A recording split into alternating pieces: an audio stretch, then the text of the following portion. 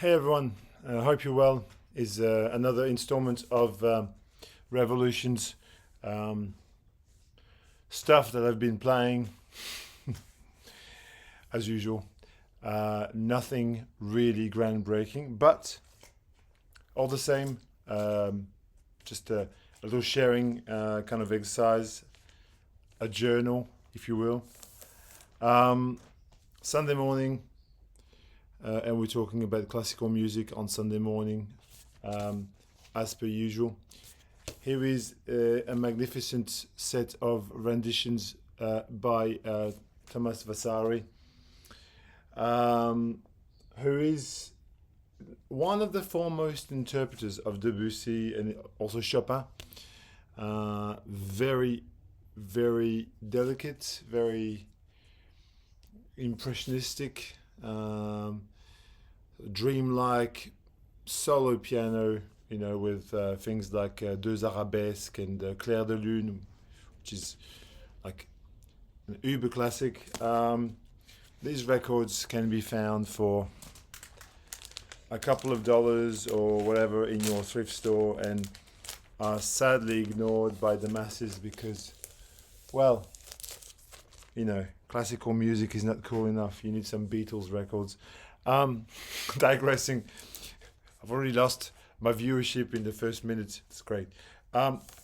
In the same vein, ish, if you draw a line from Debussy directly to the 1970s, you've got the fantastic Cluster and Eno, which is it is also modern classical music of its own style. So obviously, Cluster. If you've never heard of Cluster and you watch this channel, oh well. Hans-Joachim Rodelius and Dieter Möbius, who were running one of the most progressive ambient groups of all time. The whole of Cluster's discography is worth investigating, and then teamed up with Brian Eno for a couple of records. And this record is just majestic. It really is a soothing, serene trip into the cosmos. It came out in 1970, let's say 78 or something like that, around those times. But anyway, I played it and I really enjoyed it. A different type of cosmic music. Jack Rose. Jack Rose is was one of the foremost interpreters of this really difficult to describe hybrid style called American primitivism. Jack Rose died, I think, in 2009. He was a devotee of John Fahey. So American primitivism, kind of like a hybrid between Appalachian folk music, blues, bluegrass, Indian raga, and avant-garde contemporary music, all played on 6 and 12 string guitar. And this is Kensington Blues, and it is, I think, in my opinion, Jack Rose's most accomplished piece of work. Everything on this is just basically inspirational, 100%. It's, I think, a lot of it is just him improvising and just going on scales. It's just a beautiful record. It's just trippy and psychedelic in the right way. It came out, I think, in 2009 or 8 or whatever, whenever that came out. When was this made? 2005, because he died in 2009. Yeah, of course. I am talking crap as usual. I was chatting with my French friends on the live stream that I do every week, and we were talking. Well, they were talking about Syd Barrett, and I've got the first two Syd Barrett albums on this Twofer compilation, Okay, I mean it's not as sexy as having the single albums, I guess. People will say, but it's exactly the same music, and it's it's a great sounding edition of the record. So it's the Madcap Laughs and Barrett, which are two of the most off kilter slices of singer songwriter, acid folk, um, psychedelic pop kind of just record. I don't know how to describe. I mean, it's Sid Barrett. Obviously, everybody knows Pink Floyd. Um, it's you can see that he was not in a good place when he made those. He was clearly affected by a lot of things, drugs and mental health, and I mean everybody knows his records. I don't need to talk about them forever and ever. But I think the other day I played Barrett with Baby Lemonade and these, you know, what's that song? Dominoes, yeah, Dominoes. It's just Dominoes is like, it's like early Floyd really. I'm just going really slowly today. I'm going to go a bit faster. Last Friday, like a week ago, I stopped at a record store which I've really never been to. It's basically the last ever DVD rental store in the whole of Melbourne. So the guy tells me they've got like the stock is huge. I think they've got 40,000 titles for rental on DVD. But the bottom floor of this shop is a record store, and it's nearby one of the stops. So I take the train into town every day, and it's one of the stops that I stop at.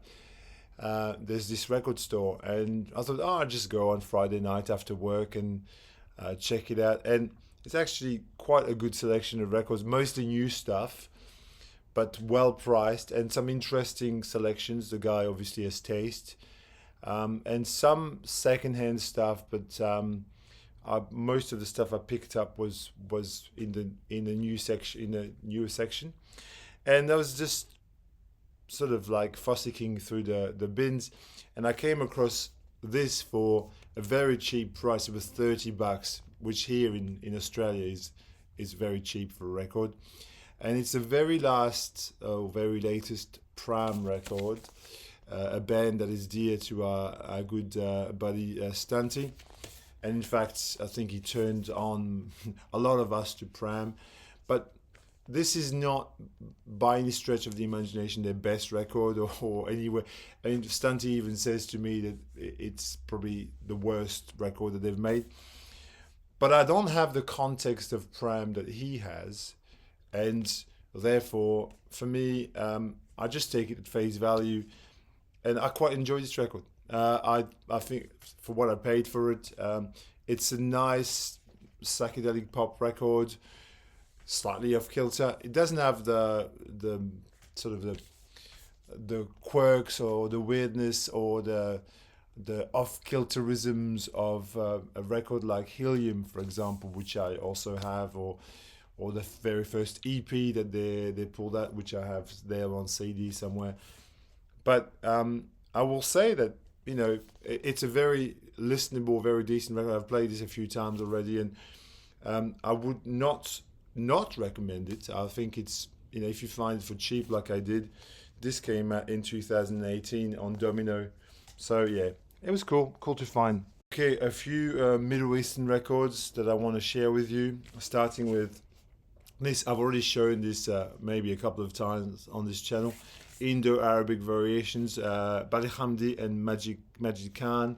So Bali Hamdi, legend on the Egyptian scene, arranger, composer, was kind of like the David Axelrod of the Middle East, really. Just super duper creative and essential figure on that scene. He was married to Wakhda, Algerian Lebanese singer, also worthy of note, very very important in her own right. And here he teams up with Majid Khan, and they produce a meeting between Indian tradition with sitar, tambura, and tabla, and the Arabic tradition with a 72-string qanun, and ney, daf, darbuka, violin, and other delightful Middle Eastern instruments. And the result is neither here nor there. Like, it's kind of the fusion is very unique and seamless. You'd think that it's more, one tradition over the other, but as you listen to this, it becomes like a genre of its own accord. That was a very difficult record to source for a long time, but it was reissued by Alter Cat about a couple of years ago. And continuing with some Egyptian music, this is a fantastic album, which again, this is an album that I scooped up at the record store last weekend, where I bought the Prime record, and which was definitely on my want list, on my radar. The album looks like this normally. It came out in 1988. Nothing much is known about those recordings. So Ali Hassan Kuban is what you would call the king of Nubian music, which is like the Upper Egypt's sort of musical tradition, just loosely. Here we've got sort of a mix between jazz, Western pop music, and Egyptian music. Was kind of the influence from the Western world is very obvious. Ali Hassan Kurban played a multitude of instruments. He played the clarinet and the saxophone, but also the guitar, the oud, the guitar, and all sorts of. So kind of a mysterious figure, because nobody really knows much about this guy and how he recorded those. But they're certainly very, very funky and very exciting, very thrilling music. And this reissue is very widely available, and I would 100% recommend that you have a listen and track it down. And now, a lot of records from Iraq, two superb oud records by the master Munir Bashir. This Lutte Classique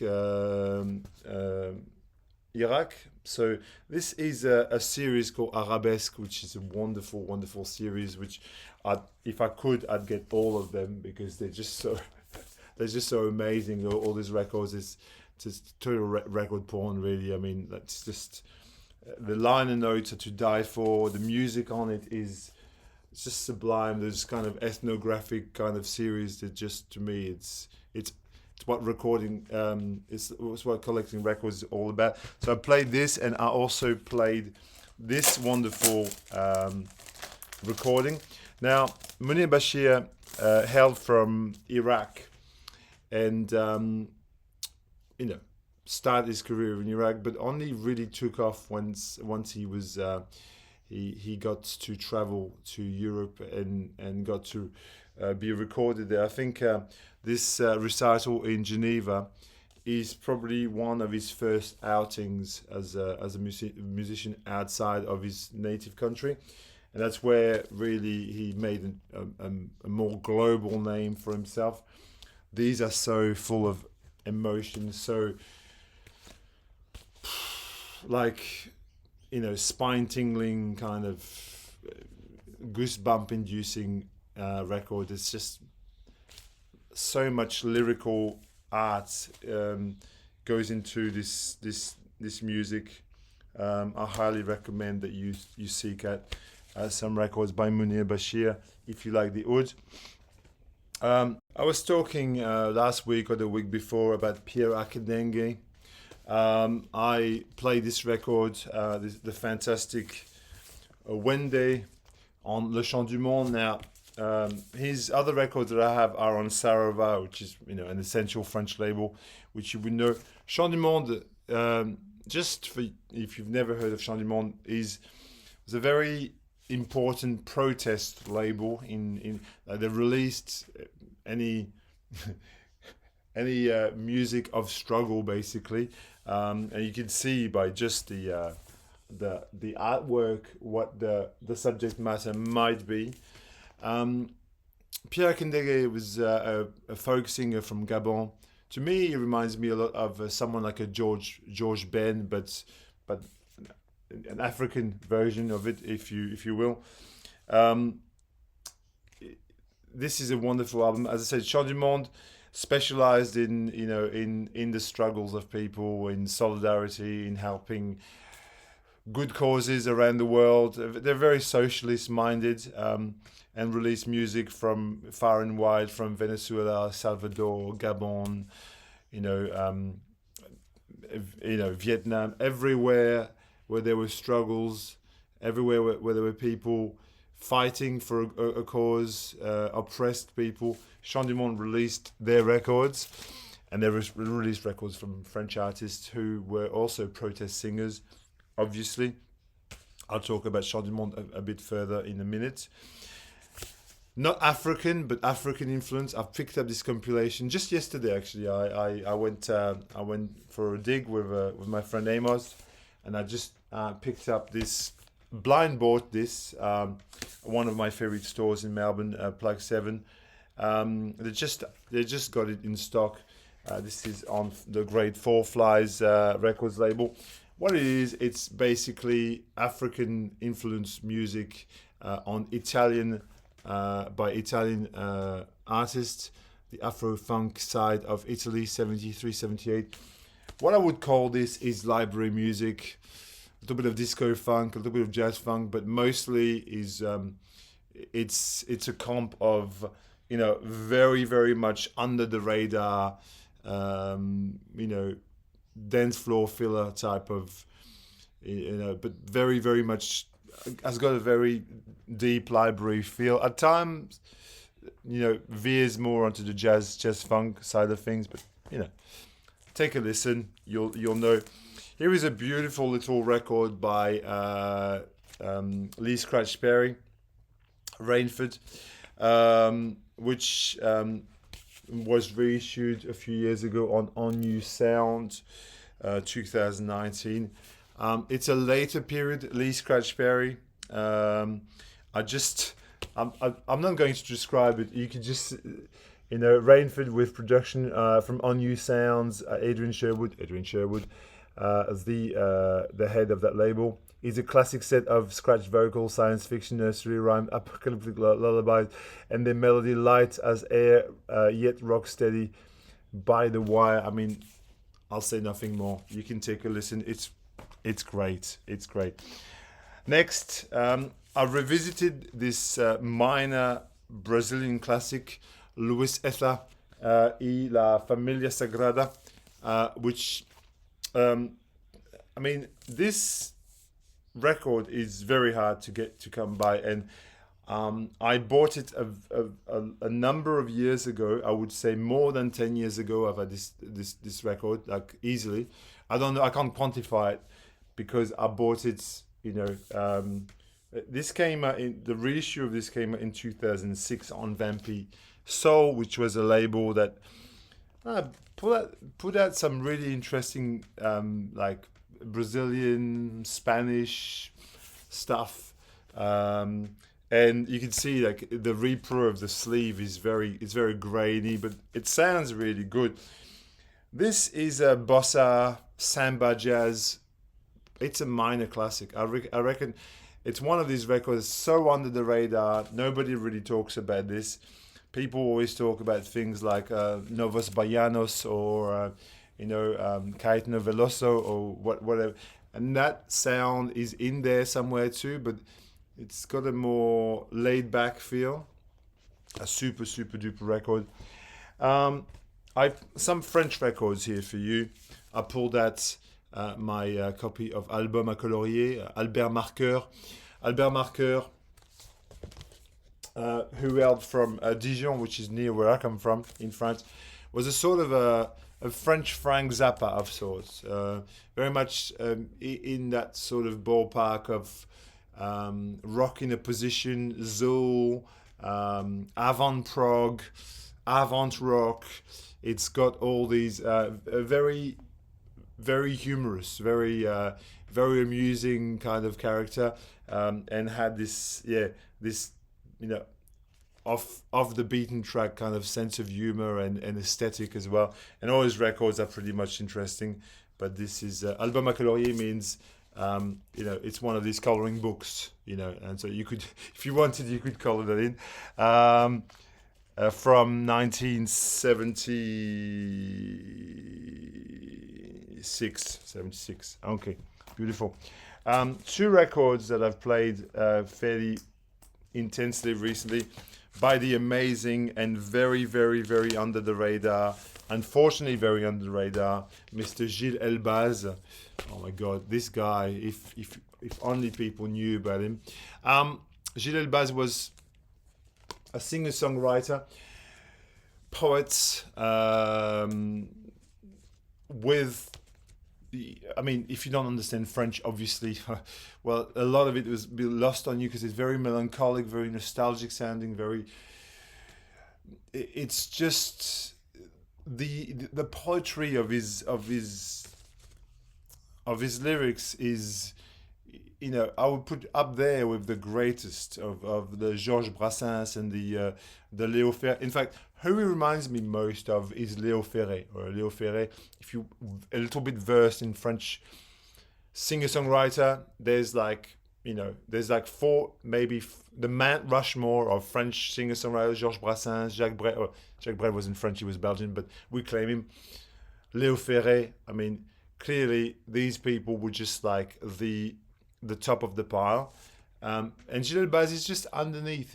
I would make him second tier, but very unknown. This record, for instance, Gilles Elbaz and Siegfried Kessler. Siegfried Kessler was a electric piano, jazz musician from Germany and lived in France most of his life. This is just so. This is some music is. But it requires a lot of understanding of the French language. On the Disc Alvarez, all of his records came out on Disc Alvarez, 1972, 1973, thereabouts. Just beautiful stuff. I was talking about Chant du Monde. Here's another amazing Chant du Monde release. Colette Mani, Visage Village. Colette Mani, if you don't know, she was a free jazz French singer. She was a Black Panther basically, but she was French and white. But she was involved with the Black Panther. She was a supporter of the Black rights movement in America, and she made free jazz records that are just completely off the hook. And this one is probably a last, quite really interesting. It's 1976. I've got all of her records prior to this. Répression, the self-title, which is just amazing. Just really, really excellent, amazing discography. And this is experimental jazz, free jazz, spoken word, poetry, just all mixed together. It's a mind blower. Another French record, which I'm talking a lot today, but I'll just get on. Confluence, Quatre Voyages. So Confluence was a French jazz fusion band featuring the great Jean-Charles Capon, who's a great cellist, and people who watch my videos probably would be. So if you're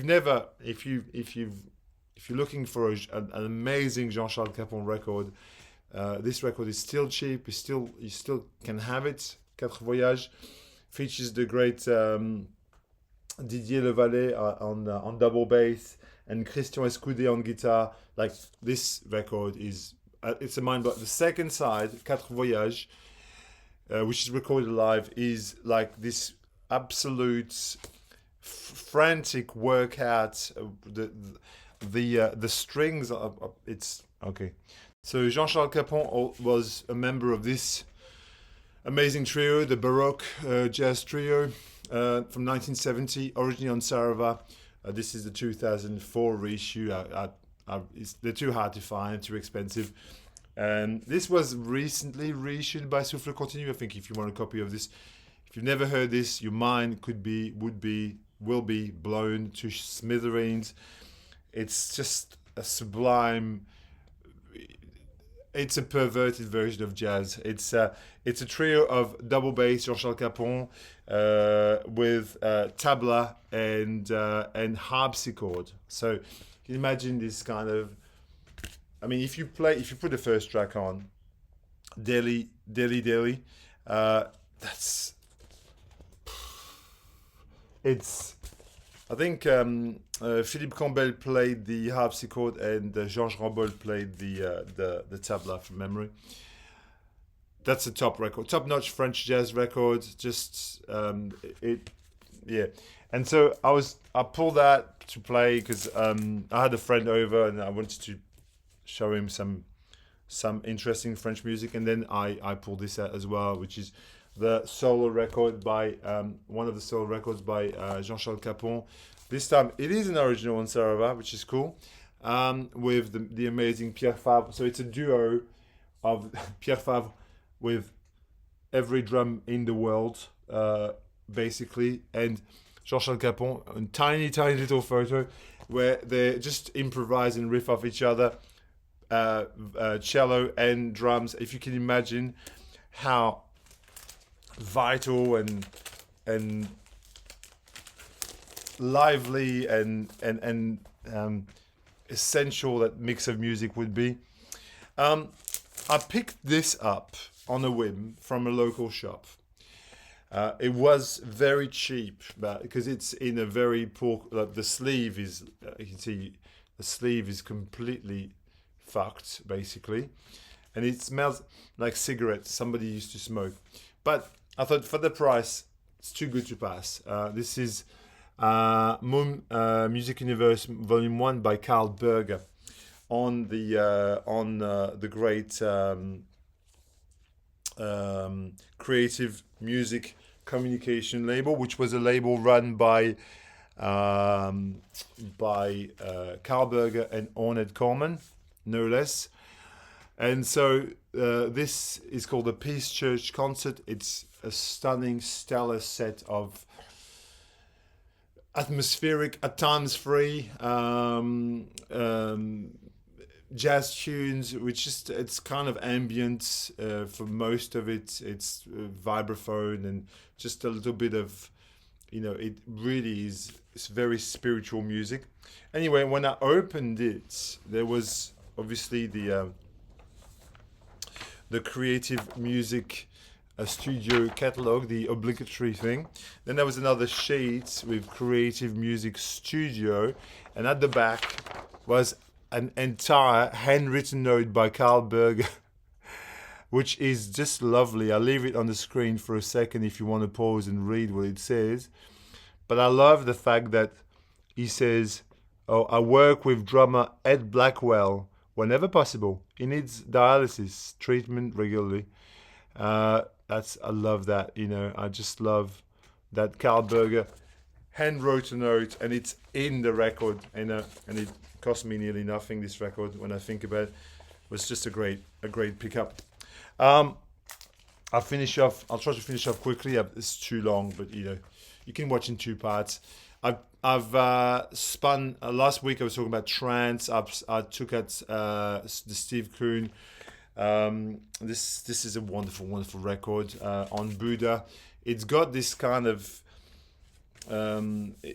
it's no longer just a jazz Steve Kuhn. It's more like a hybrid between jazz and pop. It's got this song called "The Meaning of Love" on there, which is the second last track. Which, if you've never heard, is Steve Kuhn singing. People say he shouldn't sing. I disagree. I think "The Meaning of Love" is one of the most tender, heartbreaking, just, melancholic, beautiful songs ever written. I took out my copy of this very under the radar Sly and the Family Stone. You can hardly see that because it's so So it's called Small Talk, and it's the record that came out after the big records, after Fresh and all that. And as you can see, he just had a baby. He became a father, and I love this record. There's something quite, understated about this record. It's not the really funky slide. It's a slide that goes more into a smooth soul territory. There's a song on this which I absolutely love. It's called Time for Living. It's the fourth track. I recommend that you take a listen to that, which I think is one of Sly Stone's best, lesser known but best songs. It's just wonderful. I've got 3 more records and then I'll stop. Played Homeboy by Don Cherry. So Homeboy Sister Out it's called. Yeah, Homeboy Sister Out. That's correct. Which is Don Cherry's hip hop record. It's got I Walk on it, which is a classic of the New York scene at the time. I mean, what to say? Some people will say this is just nonsense. I really like this record. It's got Ramon Chamata on guitars, it's got Yannick Top on bass, Elie Medeiros, the great French singer, a French Uruguayan singer. It's a cool mix. It's you like it or not, but I think it's a great record. I replayed my copy of this absolute stone cold Australian jazz classic, the 10th Vining Trio, Plant. This is as good as Australian jazz gets, really. I would put it up there with the Brian Brown Quintet, Carlton Street. And this series, it's a series, Australian Jazz of the 70s. They've all got the same cover in different colors, but they're not all good. Some of them are just really very bad, actually, very middle of the road. But this is a spiritual jazz monster, this record, Ted Vining Trio Plant. Listen to it online and you'll see. And finally, it's a marathon, but I thought why not? Here's a house, deep house, kind of a electronic music artist, Park Hee Jin, her name is. There you go. The name appears there somewhere. Park Hee Jin. There's a South Korean electronic artist who lives in LA. Used to live in Melbourne for a while, and it's a record that I picked up for really cheap, and I don't know what to think of it, because part of me wants to like this and part of me thinks it's just okay. There's some interesting lyrics on this. There's some cool beats, but it's not blowing my mind. But I still wanted to show it to you. Okay, that's it. Love you all. Take care. Talk to me.